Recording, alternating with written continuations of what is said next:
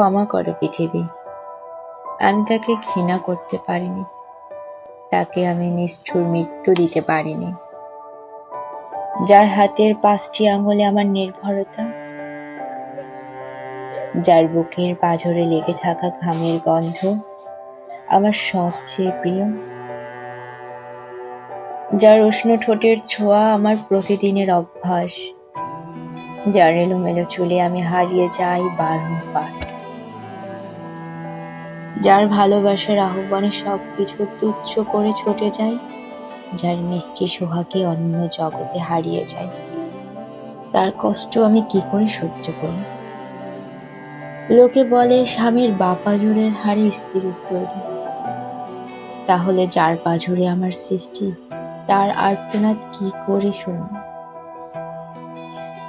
এই কঠিন কাজ আমার পক্ষে সম্ভব হয়নি।